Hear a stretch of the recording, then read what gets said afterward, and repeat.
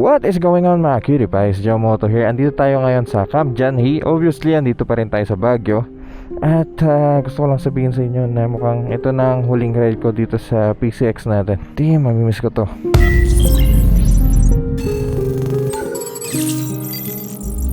Sa ride na to, syempre kasama pa rin natin si Joff. Gamit ang kanyang Honda Click na ngayong araw lang niya gagamitin. Alam nyo, dito sa Baguio, sobrang traffic na, sobrang congested na. Ewan ko, siguro mas maganda pa rin kapag nakamotor kayo kasi madali kayo makasingit. Yung mga rerouting, yung mga, alam nyo, yung mga palusong, madali kayo makakadaan sa mga tight spaces. So yung ibang mga turista na pumupunta dito, pinapark nila yung kotse nila saan man, sa accommodation nila. Tapos nagrenta na lang sila. Tulad ng ginawa ni Joff. Yan, nagrenta siya ng Honda Click 125.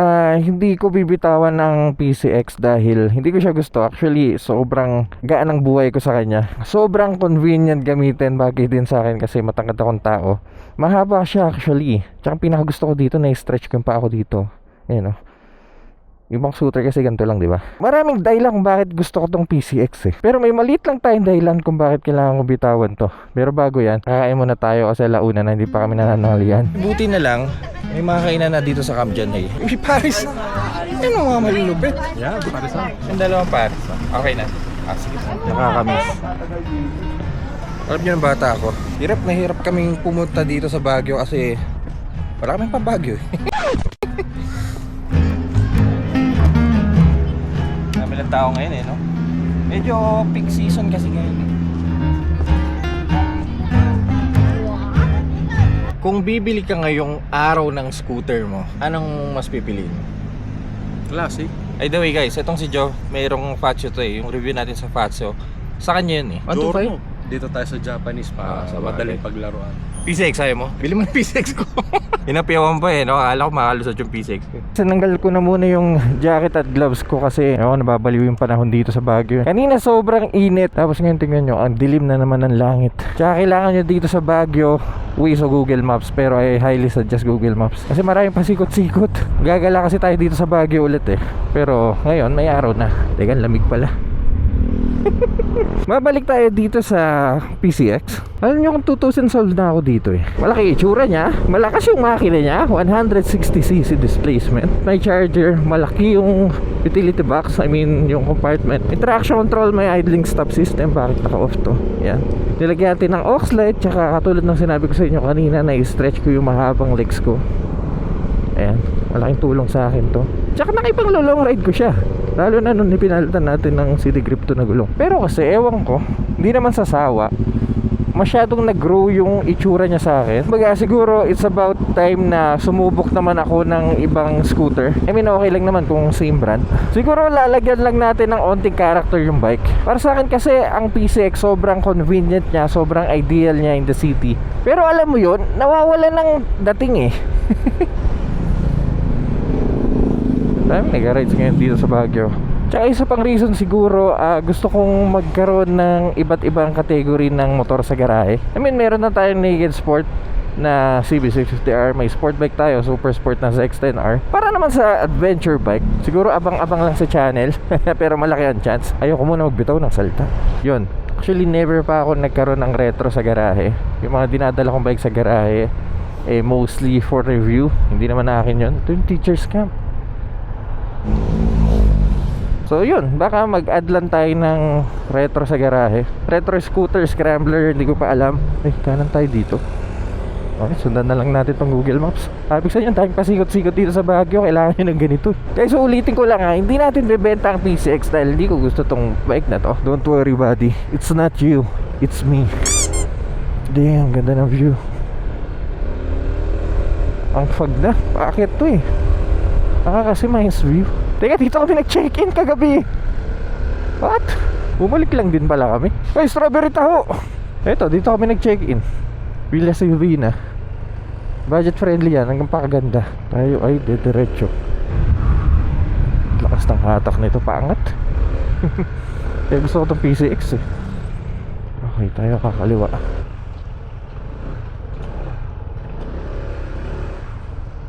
Napaka-convenient pang motor. Dali mag-park. Dapat pala dinala ko yung top box. Iniwan ko sa garahe. Wala akong iwanan ng helmet. Gusto mo strawberry taho, pare? Mamaya na, pagbalik. Pagbalik na lang. Sakto ito, makakapabili tayo ng pasalubong din sa Mines may mga Kitty Pies. Ay, iba na to. Parang iba na dito, no? Iba yung ano? Entrance. Nilagyan nila nito. Environmental fee. 10 piso. Uy!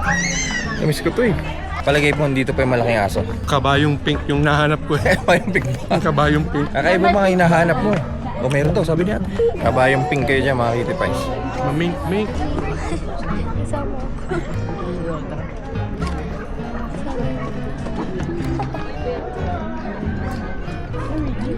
Dapat doon yung Mines. Classic pa din talaga to ya. Etong gantong maliit ata. Apat isang daan. Ito 200, ito 100. Alas 4 pa lang pero sobrang dilim na dito. Sama kasi ng panahon. Yung ganito. Job! Bomba mo, bomba. Right Park. Puro kabayoshi na dito eh.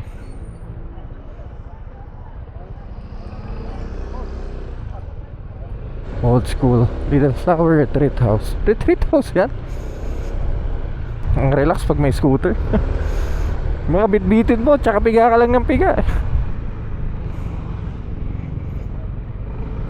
Senyas-senyas na lang. Ay na, bumabaksak ng ulan. Dinaretso na namin karga ang PCX sa pickup kasi inabutan kami ng matinding ulan kanina. Dapat tatamay pa kami Burnham Park eh. Pero wala eh, basang-basa kami. Guys, if ever pupunta kayo sa Baguio at gusto nyo magrenta ng mga bike, gusto nyo magrenta ng mga motor, scooter, mga low displacement, follow nyo lang Baguio Scooter Rental. So siya na ang bahala sa inyo. Malapit lang to sa may Burnham Park, katabi ng Crown Plaza, Crown Legacy Plaza. Yes, ba? Crown Legacy Plus. Oh. Shoutout nga pala doon sa misis ko na pinayagan ako mag-ride ngayon. Hala! Thank you so much. Grabe naman yun. Babawi na lang ako pag uwi. Yun, no? Yun, nakarating tayo na safe dito sa garahe natin galing Baguio.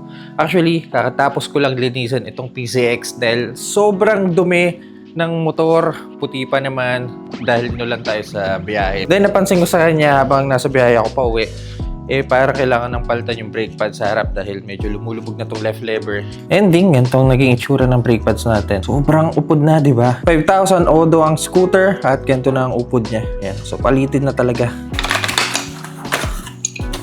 Buti na lang meron akong brake pads na nakatabi. Extra. Ito na yung bagong brake pads natin. Ito yung kakabit natin. Genuine parts to, galing Honda. Guys, tingnan yung pagkakaiba. Ito yung luma. Ito yung bago. Kitang-kita niyo yung upod niyo. Aras ubos na eh. Kakabit na natin to para safe kung sino man magiging susunod na owner nitong PCX. Linisan lang natin ng brake cleaner para i-minus yung caliper.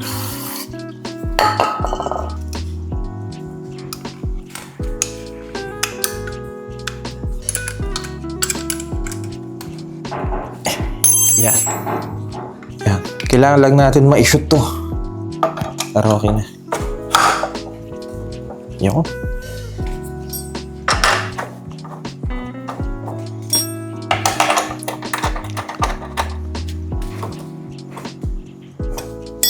Nakakalungkot pang sabihin, pero PCX is now for sale. Guys, bike odo is only 5,000 kilometers. Yun pa lang po natatakbo niya sa loob ng halos ilan ba? 2 taon. 2023 po ang bike na to. This is a CBS, combi brake system, di po to ABS. Mga upgrade sa bike, nagpalit tayo ng smoke visor. Dati black to eh. Wala lang, para lang maiba sa daan. Cellphone holder.